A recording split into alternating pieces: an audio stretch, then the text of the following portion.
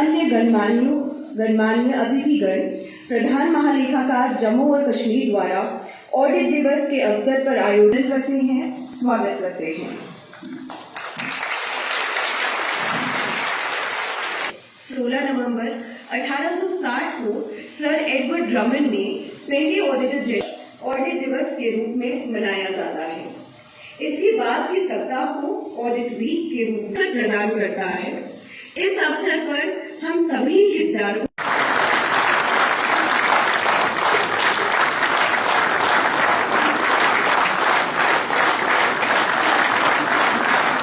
के शास्त्रों में कहा गया है, शुभम करोति कल्याणम आरोग्यम धन संपदा शत्रु बुद्धि विनाशाय दीपज्योति नमोस्तुते। अर्थात शुभ करता है, कल्याण करता है, आरोग्य रखता है, धन संपदा देता है और शत्रु बुद्धि का विनाश करता है। और लेखों में उत्कृष्टता लाने के लिए स्वयं को पुनः समर्पित करने में हमारी सहायता करता है। महोदय, विश्व में एकमात्र सर्वोच्च लेखा परीक्षा संस्थान सुप्रीम ऑडिट इंस्टीट्यूशन होने की स्थिति रखते हैं, जो संघ और राज्य के दोनों लेखा परीक्षा कार्य के अलावा राज्य सरकार और कुछ केंद्र शासित प्रदेशों के लिए लेखांकन का कार्य भी निष्पादित करते हैं। महोदय, इस वर्ष के दौरान आधे सप्ताह के दौरान हमने श्रीनगर और जम्मू के अपने कार्यालयों में काफी कार्यक्रम आयोजित किए, जिसमें ऑडिट रन, स्वच्छता अभियान, रक्तदान शिविर, कॉलेज और विश्वविद्यालयों के छात्रों के साथ संपर्क और उनमें ऑडिट इंस्टीट्यूशन के संबंध में जानकारी देना, सांस्कृतिक कार्यक्रम, खेल गतिविधियां, रंगोली प्रतियोगिता, पेंटिंग और अन्य चीजें भी शामिल हैं। महोदय, जैसा कि हम अपना संस्थापक दिवस और सप्ताह मना रहे हैं, मैं आपके समय में से कुछ क्षण निकालकर यह बताना चाहूंगा कि कैसे हमारे कार्यालय ने हमारे संवैधानिक जनादेश के अनुरूप समाज के कल्याण हेतु सुशासन में योगदान दिया है। महोदय, सरकारी योजनाओं और कार्यक्रमों की योजना और कार्यान्वयन का आकलन करते समय हम आम नागरिक को केंद्र में रखते हैं, जो ऐसी योजनाओं का अंतिम लाभार्थी होता है, अल्टीमेट बेनिफिशियरी होता है। यह दृष्टिकोण आम नागरिकों की आर्थिक, सामाजिक और पर्यावरणीय आकांक्षाओं को साकार करने में उद्देश्य के सुधारात्मक कार्यों की अनुशंसा व मूल्यांकन हेतु आवश्यक है। महोदय, लेखा परीक्षा के विभिन्न चरणों में नागरिकों के साथ जुड़ाव के लिए हमारे ढांचे में एक लेखा परीक्षा सलाहकार बोर्ड, ऑडिट एडवाइजरी बोर्ड शामिल है, जिसमें बाहरी डोमेन एक्सपर्ट शामिल होते हैं, जिसमें स्टेक होल्डर्स की बैठकें होती हैं और लेखा परीक्षा के दौरान बेनिफिशियरी सर्वे, लाभार्थी सर्वेक्षण शामिल होते हैं, ताकि उसमें आम आदमी को शामिल किया जा सके। और आखिरी में निश्चित रूप से संसद तथा राज्य विधानमंडल में लेखा परीक्षा रिपोर्ट को शामिल करना जैसे कदम भी शामिल है। नागरिकों की जानकारी के लिए उन्हें हमारी वेबसाइट पर भी अपलोड किया जाता है। महोदय, लेखा एवं हकदारी कार्यालय में हम एंड टू एंड पेंशन स्वचालन प्रणाली लागू करने की प्रक्रिया में है। इस प्रणाली का उद्देश्य पेंशन भोगियों के लिए एक सहज और कुशल अनुभव प्रदान करना है। इसके अलावा हमने जम्मू और कश्मीर के विभिन्न जिलों में कई पेंशन अदालतों का आयोजन भी किया है पिछले कुछ महीनों में, जिनका उद्देश्य प्रशासनिक अधिकारियों को संवेदनशील बनाना और पेंशन भोगियों की शिकायतों को ऑन द स्पॉट उनके द्वार पर हल करना जैसा प्रयास भी शामिल है। महोदय, हमारे कार्यालय को इस तथ्य पर अत्यंत गर्व है कि शासन में पारदर्शिता और जवाबदेही सुनिश्चित करने और सार्वजनिक संसाधनों के प्रभावी और कुशल प्रबंधन को सुनिश्चित करने का संवैधानिक दायित्व हमारे पास है। एवं महालेखा परीक्षक को भारत के संविधान का सबसे महत्वपूर्ण अधिकारी माना था। सन 1858 में महालेखाकार के कार्यालय की स्थापना की गई और 16 नवंबर 1860 को सर एडवर्ड ड्रमंड ने प्रथम महालेखा परीक्षक के रूप में कार्यभार संभाला। इस संस्थान के महत्व को देखते हुए संविधान निर्माताओं ने स्वतंत्रता के उपरांत इसे संविधान के अनुच्छेद 148 के तहत संवैधानिक दर्जा दिया। सीएजी संघ और राज्यों के कंसोलिडेटेड फंड्स, पब्लिक अकाउंट्स और कंटिजेंसी फंड से संबंधित लेन देन का ऑडिट करता है। सरकारी कंपनियों के साथ साथ यह उन संगठनों का भी ऑडिट करता है जिन्हें पर्याप्त सरकारी फंडिंग मिलती है।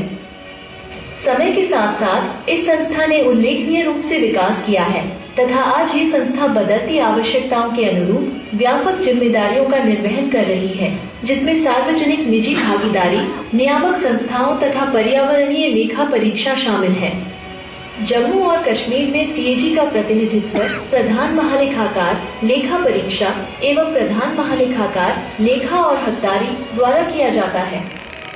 प्रधान महालेखाकार लेखा परीक्षा ऑडिट संबंधी कार्यों की देखरेख करता है और प्रधान महालेखाकार लेखा और हकदारी राज्य सरकार की ओर से लेखे बनाने और पेंशन से संबंधित कार्यों को संभालता है।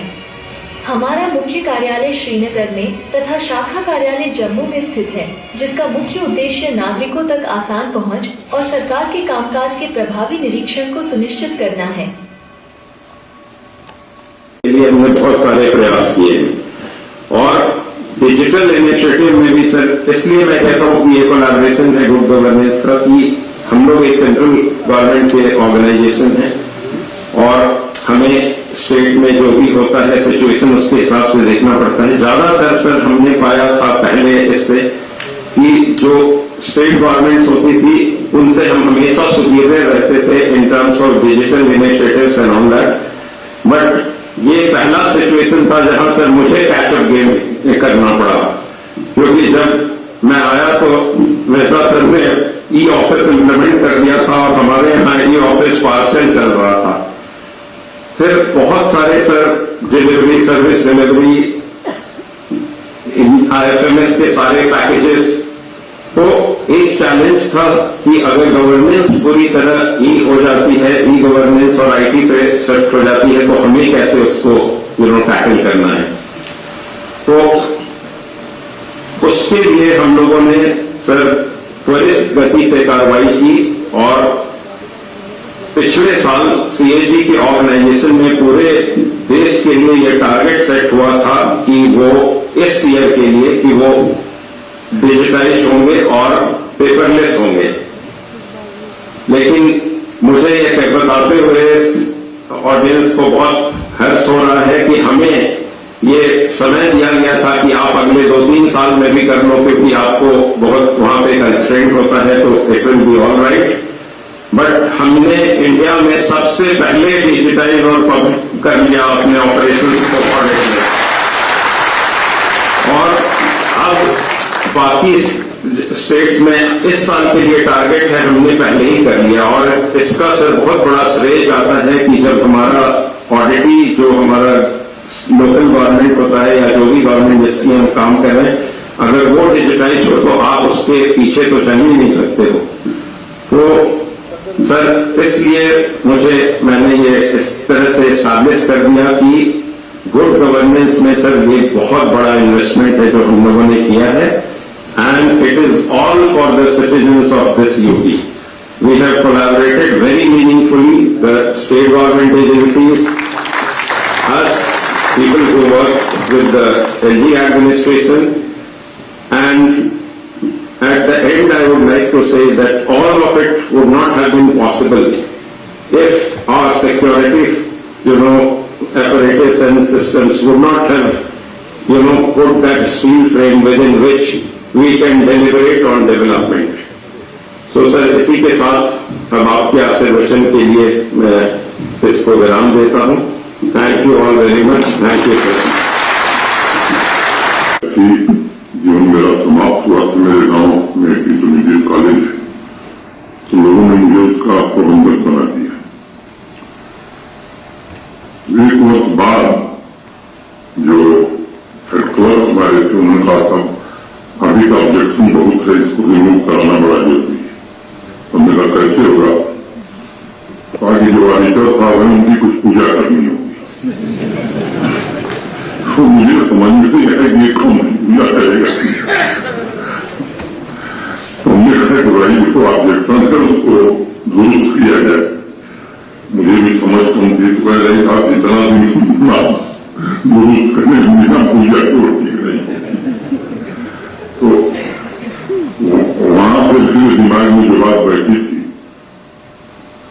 लेकिन बाद में ये सब भ्रांतियां धीरे धीरे समाप्त हुई और क्या वो संसद में जब मैं था या भारत सरकार में था तो समझ में आया कि भारत के नियंत्रक एवं महालेखा निरीक्षक के कार्यों का महत्व कितना है। सरकार के सभी कार्यक्रम, हर एक योजना का सही इम्प्लीमेंटेशन, पैसों का सही उपयोग और स्पष्ट व्यवहार से विकास के आखिरी कतार में खड़े व्यक्ति के जीवन में परिवर्तन लाने का महालेखाकारों का स्वर्णिम इतिहास रहा है। मैं ऑडिट कम्युनिटी के प्रयासों की प्रशंसा करता हूं। मैं कहूं कि पारदर्शी और उत्तरदायित्वपूर्ण प्रशासन की प्रशंसा करता हूं और मुझे उम्मीद है कि ऑडिट सप्ताह के दौरान आप सबके द्वारा आयोजित कार्यक्रमों से ग्रास रूट लेवल पर गुड गवर्नेंस के प्रशासन के अभियान को और मजबूती मिली होगी। चाहे पंचायती राज संस्थाओं से जुड़े सभी स्टेक होल्डर्स की कैपेसिटी बिल्डिंग का महत्वपूर्ण अवसर भी प्राप्त हुआ होगा। सार्वजनिक जीवन में पारदर्शिता, जवाबदेही तथा ईमानदारी लाने के लिए स्थापित किए गए शुरुआती संस्थाओं में से भारत के नियंत्रक और महालेखा परीक्षक का संस्थान भी है और आजादी के पश्चात देश के नीति निर्माता संविधान की रचना जब कर रहे थे तो उनका स्पष्ट मत था कि महालेखाकार लोकतांत्रिक प्रक्रियाओं में सबसे महत्वपूर्ण ऑफिसर होगा, जिनके माध्यम से संसद को मालूम होगा कि किन कार्यों के लिए पैसा खर्च करने की अनुमति दी गई थी, वह पैसा उन्हीं कार्यों के लिए खर्च हुआ है या नहीं हुआ है। डॉक्टर अम्बेडकर का जिक्र हुआ। मैं संविधान सभा के एक सदस्य थे, श्री आर.के. सिद्धवा। उन्होंने कहा था कि वह राष्ट्र के धन के प्रहरी होंगे और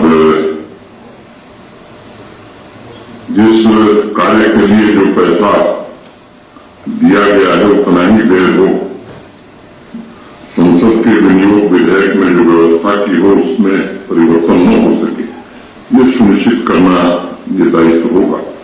मैं मानता हूं कि देश के नीति निर्माताओं के विजन के मुताबिक इस संस्था ने तथा राज्य एवं यूपी के महालेखाकारों ने ऑडिटिंग और गवर्नेंस को उत्कृष्ट बनाने के मिशन में निरंतर प्रयास किया है। सफलता और उपलब्धियों के नए मानदंड भी स्थापित किए। आप सबके मिशन, परिश्रम और लगन की वजह से विधायिका और जनता में भरोसा भी पैदा हुआ है। पब्लिक रिसोर्स का इफेक्टिव और एफिशिएंट इस्तेमाल भी हो रहा है। लोक हितार्थ, सत्यनिष्ठा अभी मैंने सुना। इसका मैं यही समझता हूं कि dedicated to truth in public interest, बिना किसी भय या पक्षपात के आपने इस प्रकार खर्च लक्ष्य की प्राप्ति और संविधान के मूल्यों का संरक्षण रखा है, वह पब्लिक सर्विस में अतुलनीय योगदान माना जाएगा। आज भारतवर्ष अपने क्षमता और सामर्थ्य द्वारा विकसित भारत के संकल्प के साथ आगे बढ़ रहा है।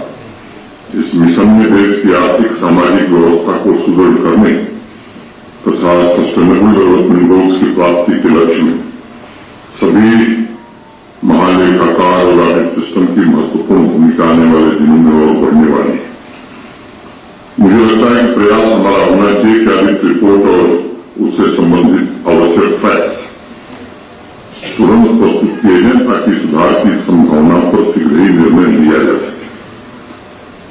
मैं जो बात मेहता जी ने कही, मैं समझता हूं कि मैं उससे सहमत हूं कि जो ऑडिट के सवाल हैं, जैसे उस समय पूजा वाली बात मुझे समझ में आई थी, लेकिन अब मुझे समझ में आती है।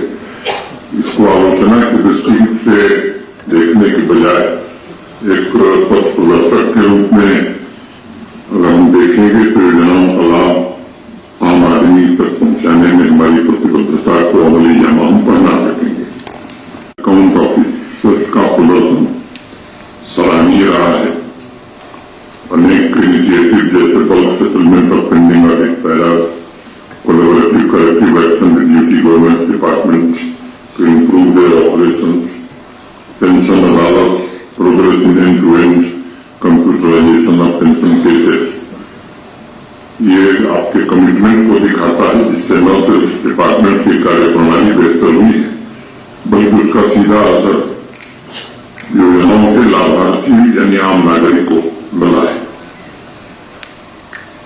एक समय था जब ऑडिट रिपोर्ट को महज एक रिकॉर्ड के दस्तावेज के रूप में देखा जाता था, लेकिन आज रिफॉर्म, बदलाव और होलिस्टिक अप्रोच की वजह से प्रगति में भागीदार के रूप में भी देखा जा रहा है। और मैं मानता हूं कि हर एक डिपार्टमेंट की जिम्मेदारी है कि वो पब्लिक इंटरेस्ट को सर्वोच्च प्राथमिकता देते हुए इस बात का सदैव ध्यान रखे कि जिन मदों में पैसा खर्च हो रहा है उसकी एक एक पाई जनता के हित में, समाज के हित में, यूपी और भारत की बेहतरी के लिए खर्च हो रहा है। सभी ऑडिट रिपोर्ट में खर्च के नतीजों के बारे में काफी विस्तार से टिप्पणी की जाती है। मेरा अपने साथियों से आग्रह होगा कि सभी रिपोर्ट को कोर्स करेक्शन के अवसर के रूप में हमें लेना चाहिए, ताकि एक टीम की तरह सामूहिक शक्ति से पारदर्शिता, जवाबदेही और सुशासन स्थापित करने में हमें सफलता मिल सके। पिछले कुछ वर्षों के आंकड़े में भी देख रहा था, देश में ऑडिट रिपोर्ट तैयार करने के आंकड़े में उल्लेखनीय वृद्धि दर्ज की गई। पिछले वित्त वर्ष में राज्यों यूपी से कुल 172 रिपोर्ट तैयार की गई थी और समय समय पर विभिन्न विषयों पर स्टडी रिपोर्ट भी रिलीज की जाती है। सभी पॉलिसी मेकर्स, एडमिनिस्ट्रेटिव ऑफिसर्स तथा जिला स्तर पर पदाधिकारियों के लिए मैं मानता हूं कि उनके लिए गाइड का काम करेगी। अनेक ऐसी रिपोर्ट मैंने पढ़ी है और उस आधार पर मुझे कहने में संकोच नहीं कि गवर्नेंस को बेहतर बनाने की दिशा में इसमें बहुत कुछ सीखने लायक है। एक बार पुनः मैं जोर देकर दोहराना चाहता हूं कि ऑडिट रिपोर्ट, ऑडिट ऑब्जर्वेशन को आलोचना या खामी निकालने वाले रिपोर्ट की तरह देखने की सोच से हमें बाहर निकलना चाहिए। इन रिपोर्ट को अगर हम ध्यान से पढ़ेंगे और उनके रिकमेंडेशन पर अमल करेंगे तो शासन में और सुधार हम ला सकते हैं। अनियमितताओं को जड़ से समाप्त करने में सफलता मिल सकती है। यहाँ उपस्थित ऑडिट कम्युनिटी के सभी साथियों से कहना चाहता हूं कि ई गवर्नेंस डिजिटल पेनिट्रेशन की वजह से प्रशासनिक और व्यावसायिक प्रक्रिया में भी महत्वपूर्ण बदलाव आया है। टेक्नोलॉजी ने जिस प्रकार से परिवर्तन को व्यापक और प्रभावी बनाया है, उससे आप सबके सामने भी एक नई चुनौती रही। आईटी सिस्टम की सेफ्टी, सिक्योरिटी, मैं समझता हूं इस पर विशेष रूप से ध्यान देना होगा तथा आईटी टूल्स एवं स्किल ऑडिट की द्वारा पंचायत स्तर पर संस्थानों और युवाओं को भी भागीदार बनाने की प्रक्रिया हमें शुरू करनी चाहिए। ये सच है कि टेक्नोलॉजी के एडवांसमेंट की वजह से ऑर्गेनाइजेशनल वातावरण में ऐसे अनेक परिवर्तन हुए जिनकी कल्पना कुछ वर्ष पहले हम नहीं कर सकते थे। आप सबने ध्यान दिया होगा कि टेक्नोलॉजी में परिवर्तन इतनी तेज गति से हो रहा है और इसके लिए इफेक्टिव डिसीजन मेकिंग के लिए पूरे सिस्टम को हमें बराबर ऑपरेट करना होगा। जिक्र है आर्टिफिशियल इंटेलिजेंस का, तो नॉलेज बेस्ड एक्सपर्ट सिस्टम के उपयोग से एक तरफ जहां ऑडिट रिस्क का इवेल्युएशन, इंटरनल कंट्रोल इवेल्युएशन तथा ऑडिट प्लानिंग सुगम हुई है, वहीं दूसरी तरफ डेटा सिक्योरिटी की चिंता और मिनिमम ह्यूमन कंट्रोल की वजह से नई चुनौतियां भी सामने आ रही हैं। 20 सुप्रीम ऑडिट इंस्टीट्यूशंस की मीटिंग में ब्लू इकोनॉमी तथा आर्टिफिशियल इंटेलिजेंस बेस्ड सॉल्यूशंस पर G20 देशों के साथ आप सबको पता है विस्तार से चर्चा हो। आने वाले भविष्य में वसुधैव कुटुंबकम की भावना से इस प्रकार के एंगेजमेंट पब्लिक एडमिनिस्ट्रेशन को और अधिक पारदर्शी और प्रभावी बनाने में सफल होंगे। मैं बार बार एक बात दोहराता हूं, विकास की कसौटी क्या होनी चाहिए, जिन उद्देश्यों के साथ देश के परिश्रमी टैक्स पेयर का पैसा खर्च हो रहा है, उससे सामान्य आदमी की भलाई हो रही है या नहीं हो रही। सरकारी खजाने का एक एक पैसा आम आदमी के जीवन स्तर को बेहतर बनाने, इंफ्रास्ट्रक्चर के ढांचे को मजबूत करने तथा सुरक्षित, स्वाभिमानी और स्वावलंबी जम्मू कश्मीर का निर्माण करने में मदद करे।